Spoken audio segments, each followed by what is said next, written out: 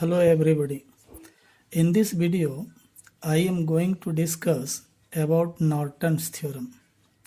In the previous video, we had discussed about Thevenin's theorem.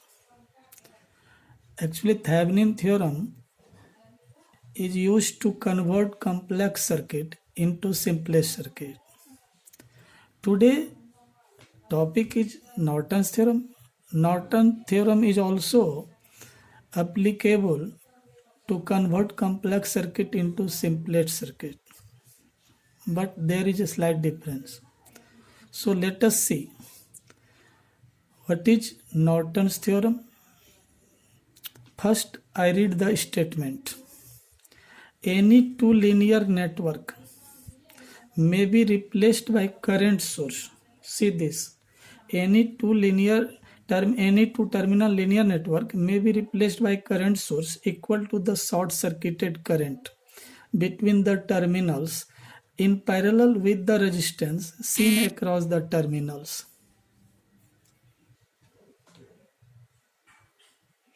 Okay. First, we consider a two terminal network. You can see here A and B are two terminals, and left of this terminals, that is AB, there is a box in which there are so many resistances. There are so many voltage sources. Here we have seen, and we can see here E is the battery. So there may be another battery also. So there are so many power sources or voltage sources there may be. So consider a network. You can see in figure, this is a network. This side is network which is shown in the box, and right side is the load resistance RL. L stands for load resistance connected across the terminals AB. This is outside the box. This side box, this load resistance is outside the box. Now, with the help of Norton's theorem, we can replace this complex circuit into a simpler one. You can see here, this is the Norton's equivalent circuit. In place of all the voltage sources, there is only one current source, yes, ISC. I current, SC stands for, this SC stands for short circuit, and one resistance RO, output resistance, or you may say Norton resistance.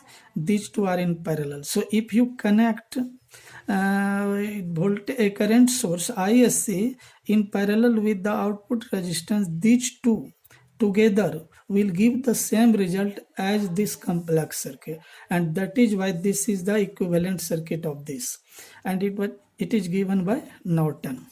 So our aim is to find ISC and RN. So let us see how we can calculate ISC and RN. ISC, just I told you, it is short circuit current. RN, Norton resistance. Okay. Finding IC. How to get ISC? What is short circuit current? It is the output current. Short circuit current is the output current. That is, short circuited current is equal to the current that would flow through AB when terminals AB short circuited. So here first we remove this and connect a wire, so it will be short circuited, and the current which will flow here will called short circuit current. So we have to calculate the circuit current. As we know that circuit current I is equal to source voltage by net resistance. Source voltage is E, you can see here E, and net resistance. So first we calculate what is the net resistance. If you see, current will start from here and it will pass from here, and there is a branching here. So R2 and R3 are in parallel, and if R2 and R3 are parallel, so equivalent resistance will be R2 plus R3 by R2 R3. Further, R2 and R3, now once we solve these two as they are in parallel, so its total resistance is this much, and this combination is in series with R1. So total resistance will be R1 plus R2 plus R3, R2, R3.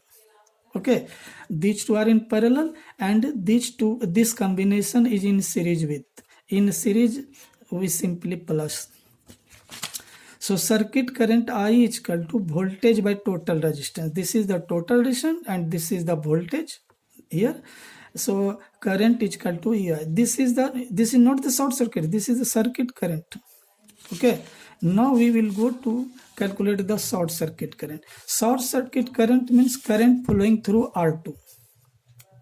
Okay. So here short circuit current means current in R2.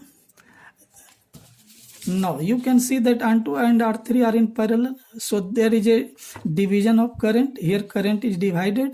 So to get the current in R2, it will be total current I that will supplied by the battery and resistance R2 by total resistance R2 plus R3. So I am putting the value of I. Just we have calculated this one. I is equal to, take the value of I, substitute and multiply with this portion. On solving, I see is short circuit current is equal to E by. So it is okay. Now finding RO. RO means output current. For this, load RL is removed. We remove load RL and circuit and replace voltage source by short circuit. Here already we have removed RL, so this will be open, and here it is short circuited. So circuit will be like this. You can see, you can compare. This is removed and it is short circuited, and this is that terminal is open. Now R1 and R2, and we have to look from this side, means left to right to left. We can see R1 and R3 are in parallel. So total resistance will be R1 R3 by R1 plus R3, and R2, this combination is in series with R2. Okay, so total resistance will be R2 plus R1 R3 by R1 plus R3. This is the output. Now once you can see the value, this short circuit current is this much and this total resistance is here. So this is the equivalent of this complex circuit. So Norton theorem is useful to convert complex circuit into simpler one, and we can solve any problem which is complex and which circuit is complex. We can use Norton theorem and we can make in simpler circuit. Okay, thank you.